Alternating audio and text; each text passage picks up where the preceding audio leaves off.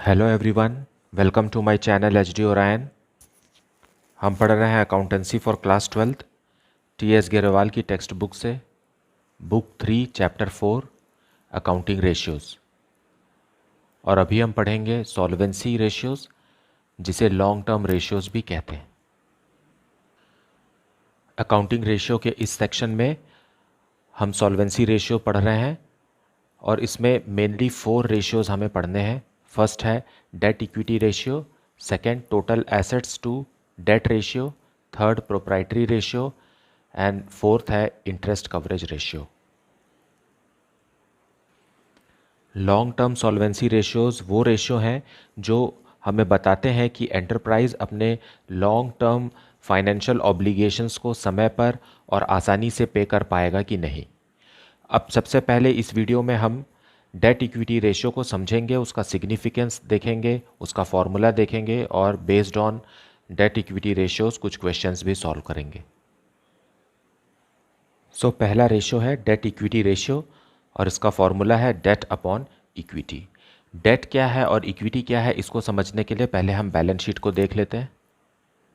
सो ये है balance sheet का फॉर्मेट, जिसमें ऊपर रहता है इक्विटी एंड लायबिलिटीज़। इसमें 3 हेड्स होते हैं, शेयर होल्डर्स फंड, सेकेंड है नॉन करंट लायबिलिटीज़ और थर्ड है करंट लायबिलिटीज़। उसी तरीके से उसी के नीचे एसेट्स का लिस्ट होता है, उसमें पहला होता है नॉन करंट एसेट्स, फिर होता है करंट एसेट्स। अब हम जब डेट इक्विटी रेशियो का फॉर्मूला को देखते हैं, डेट अपॉन इक्विटी मतलब that means non current liabilities का डेट और इक्विटी मतलब शेयर होल्डर्स फंड। अब शेयर होल्डर्स फंड को ही हम डेट कह रहे हैं, शेयर होल्डर्स फंड को ही हम इक्विटी कह रहे हैं, इक्विटी कह रहे हैं। और इसमें 2 चीज़ें मेनली आती हैं, पहला है शेयर कैपिटल और दूसरा है reserves and surplus.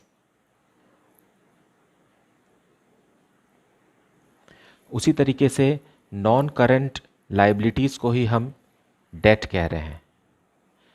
That means external debt और इसमें आ जाता है लॉन्ग टर्म बोरोइंग्स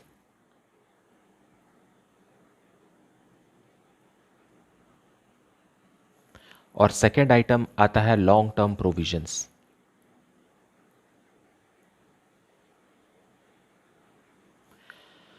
हालांकि लॉन्ग टर्म प्रोविजंस का जो अमाउंट होता है वो एक्चुअल अमाउंट से डिफरेंट हो सकता है, परंतु फिर भी क्योंकि ये 12 मंथ्स के बाद पेमेंट होता है या तो फिर ऑपरेटिंग साइकिल को भी एक्सीड कर देता है, इसलिए इसे लॉन्ग टर्म लायबिलिटीज़ या डेट्स ही माना गया है। सो ये दोनों का कॉम्बिनेशन ही हमें डेट इक्विटी रेशियो बताता है।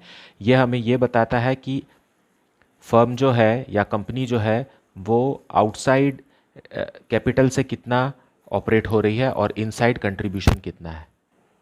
मतलब डेट इक्विटी रेशियो हमें वो प्रोपोर्शन बताती है जिससे ये पता चलता है कि एक्सटर्नल फंड्स और शेयर होल्डर्स फंड जो कि कंपनी में इन्वेस्टेड है उनका प्रोपोर्शन क्या है और उनका कंट्रीब्यूशन कितना है। सो ये एक लॉन्ग टर्म सॉल्वेंसी रेशियो है। इस रेशियो में करंट लायबिलिटीज़ और एसेट्स का कोई भी अमाउंट या आइटम को इंक्लूड नहीं किया जाता है। हालांकि ऐसा हो सकता है कि क्वेश्चन ऐसा ड्राफ्ट हुआ हो जिसमें इन सब का यूज़ करके हमें शेयर होल्डर्स फंड या नॉन करंट लायबिलिटीज़ को कैलकुलेट करना पड़ सके। So let us see the questions from the text book.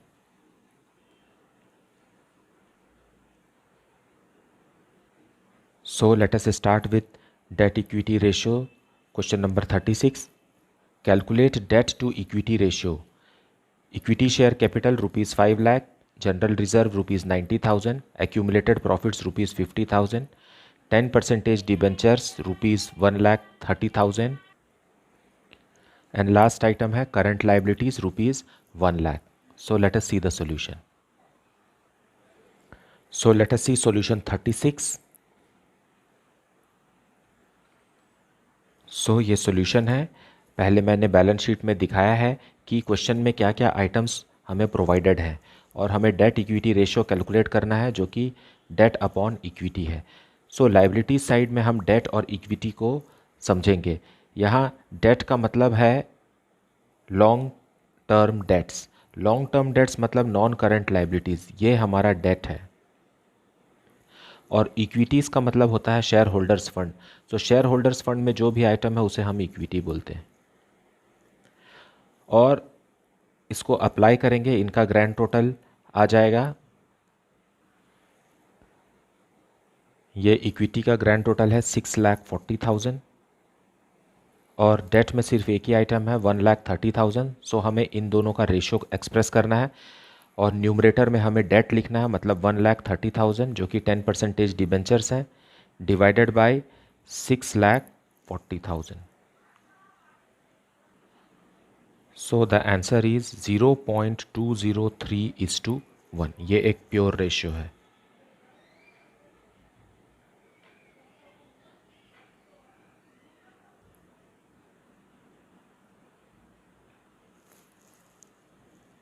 Now let us see question number 37.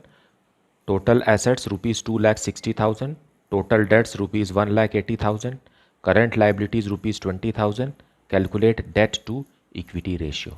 Let us see the solution. Solution 37.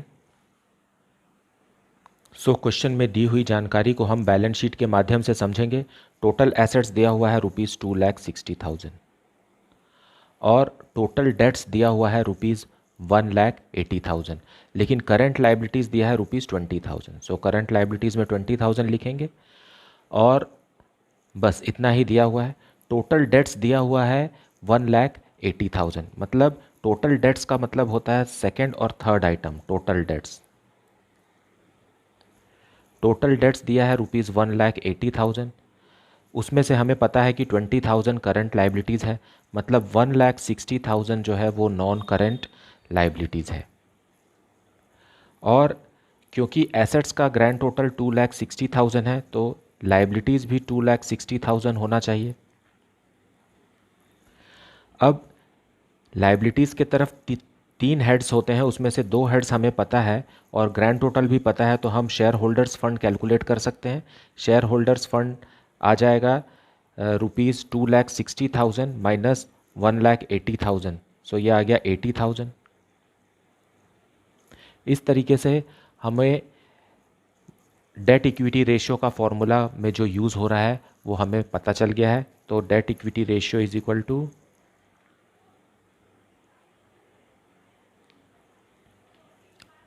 Date upon equity.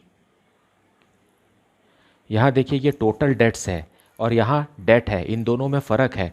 Total debts means non current liabilities plus current liabilities, ये दोनों को मिलाएंगे तो ये total debts बनेगा। लेकिन जब हम डेट्स की बात करते हैं तो वो सिर्फ नॉन करंट लाइबिलिटीज़ होता है। तो नॉन करंट लाइबिलिटीज़ तो हमें पता चल गया 1,80,000 माइनस 20,000। सो यहाँ मैं लिख देता हूँ कि debt is equal to total debts minus current liabilities. अब अगर आप इस फॉर्मूला को देखेंगे तो आपको समझ में आएगा कि कैसे long term debts is equal to total debts minus current liabilities है। उसी तरीके से हमें शेयर होल्डर्स फंड जो कि इक्विटी है, शेयर होल्डर्स फंड कैसे पता चलेगा? Share holders fund is equal to total assets दिया हुआ है तो total assets minus total debts. Total assets minus total debts करेंगे क्योंकि ये दोनों इन्फॉर्मेशन क्वेश्चन में दिया हुआ है, तो हमें पता चल जाएगा शेयर होल्डर्स फंड 80,000। हम टोटल एसेट्स इसलिए ले रहे हैं क्योंकि टोटल एसेट्स क्वेश्चन में दिया हुआ है और टोटल एसेट्स और टोटल लाइबिलिटीज़ एक ही होगा, क्योंकि बैलेंस शीट में इक्विटीज़ एंड लाइबिलिटीज़ और टोटल एसेट्स का एक ही अमाउंट होता है। तो ग्रैंड टोटल है ये दोनों, सो इसलिए ऐसा है। अब आप इसे आसानी से सॉल्व कर सकते हैं। Debt equity ratio is equal to, debt में क्या लिखेंगे 1,60,000 और इक्विटी में लिखेंगे शेयर होल्डर्स फंड 80,000 और यह है 2:1। ये भी प्योर रेशियो में ही कैलकुलेट होता है और यही हमारा आंसर है।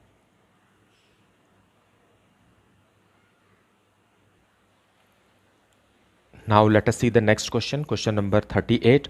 From the following information calculate debt to equity ratio. अब information provided है 10,000 equity shares of ₹10 each fully paid ₹1 lakh, then 5,000 9% preference shares of ₹10 each fully paid ₹50,000, general reserve rupees 45,000, surplus that is balance in profit and loss account rupees 20,000, 10% debentures rupees 75,000 and current liabilities rupees 50,000। Now इस information को यहीं पर हम देखते हैं अगर, तो हमारे पास इक्विटी में क्या है, ये फर्स्ट 4 आइटम्स जो है ये हमारे इक्विटी हैं, क्योंकि ये शेयर होल्डर्स फंड को रिप्रेजेंट करते हैं, जिसमें equity share capital, preference share capital, general reserve और सरप्लस है। और बचे हुए 2 आइटम्स में से ये तो हो गया इक्विटी, और डिबेंचर्स जो है ये हमारा डेट है। करंट लाइबिलिटीज़ का कोई भी यूज़ नहीं है। So let us see the solution. Solution 38, we have to calculate debt equity ratio. Question में debt to equity ratio calculate करना है, जिसका फॉर्मूला है debt divided by equity. Question में दी हुई जानकारी ऐसा है कि शेयर होल्डर्स फंड में इक्विटी शेयर, प्रेफरेंस शेयर है जो कि शेयर कैपिटल है, और जनरल रिजर्व और सरप्लस है रिजर्व एंड सरप्लस, ये दोनों ही इक्विटी कहलाते हैं। इनका ग्रैंड टोटल करेंगे तो हमें इक्विटी पता चलेगा, मतलब इंटरनल फंड, और इसका ग्रैंड टोटल है रुपीज़ 2,15,000। और नॉन करंट लाइबिलिटी से हमें डेट पता चलेगा, मतलब एक्सटर्नल बोरोइंग्स, एक्सटर्नल फंड, और इनके बीच का रेशियो ही डेट इक्विटी रेशियो है। सो डेट कितना है 75,000 और इक्विटी है रुपीज़ 2,15,000, और रेशियो है 0.35:1। So this is our answer.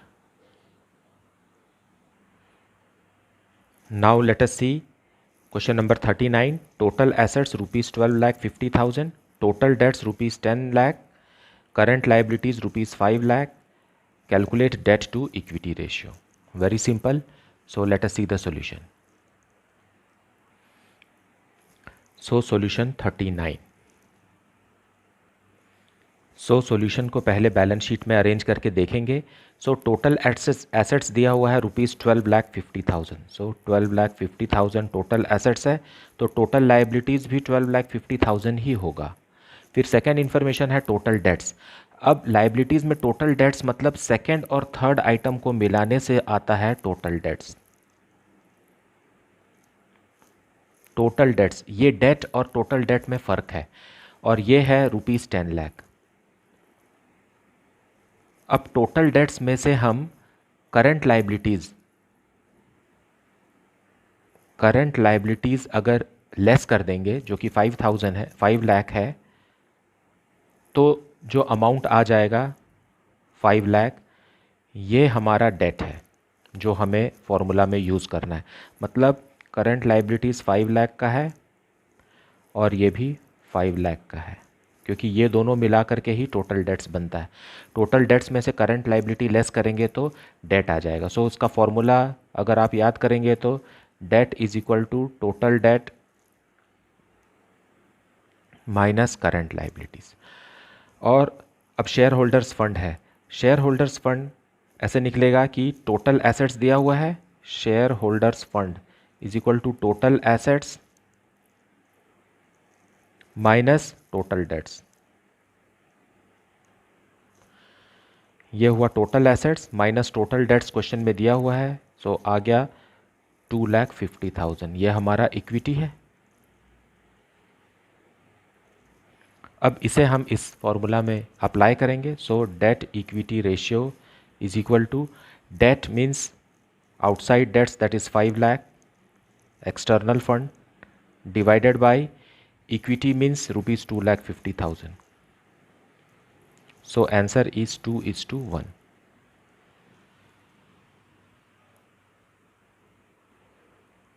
Let us see the next question. Question number 40. Capital employed rupees 8 lakh. Shareholders fund rupees 2 lakh. Calculate debt to equity ratio. So let us see the solution. Now solution 40. हमें debt to equity ratio calculate करना है, जिसका formula है debt upon equity. अब question number 40 में जो information दिया है वो capital employed rupees 8 lakh and share holders fund rupees 2 lakh, बस इतना ही इन्फॉर्मेशन दिया है, मतलब शेयर होल्डर्स फंड ₹2 लाख दिया है। और हमें इक्विटी तो पता चल गया, लेकिन डेट हमें कहाँ से पता चलेगा? नॉन करंट लाइबिलिटीज से पता चलेगा। और क्वेश्चन में दिया है कैपिटल एम्प्लॉयड, सो बैलेंस शीट के लाइबिलिटीज़ के फर्स्ट 2 आइटम को मिला करके बनता है capital employed.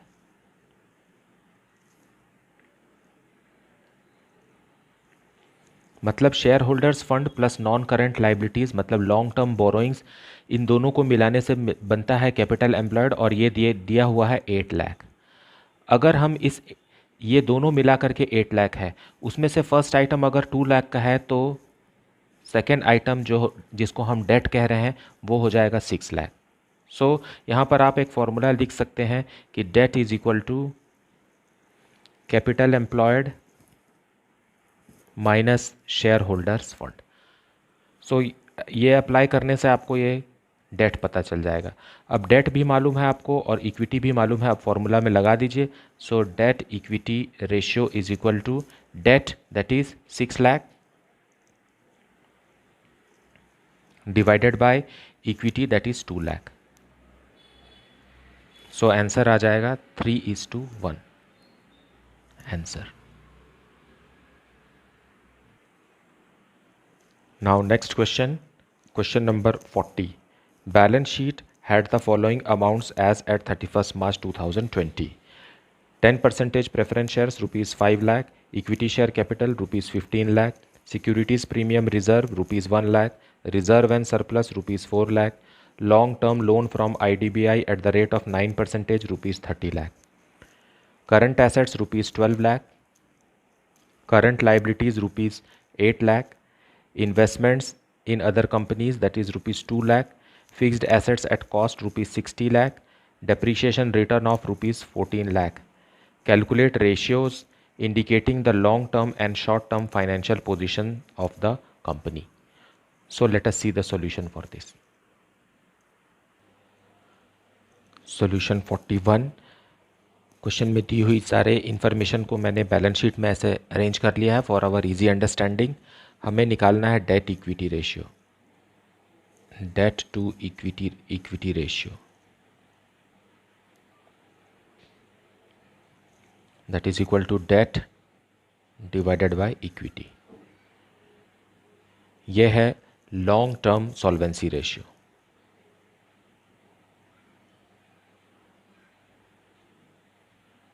Long term solvency के लिए हम डेट इक्विटी रेशियो कैलकुलेट करेंगे।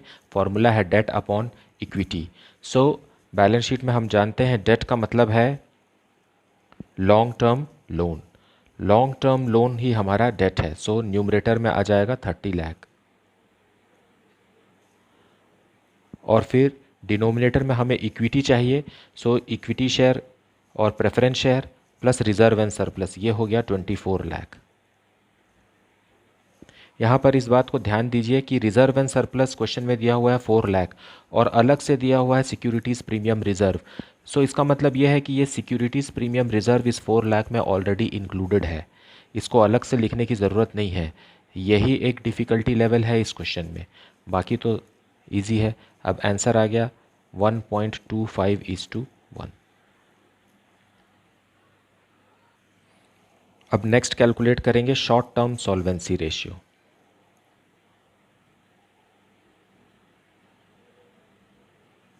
उसके लिए करंट रेशियो निकालेंगे, is equal to current asset divided by current liabilities.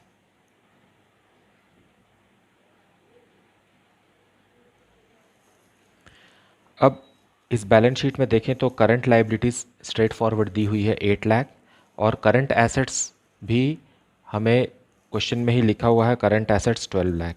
So current assets numerator में आएगा 12 lakh divided by current liabilities 8 lakh.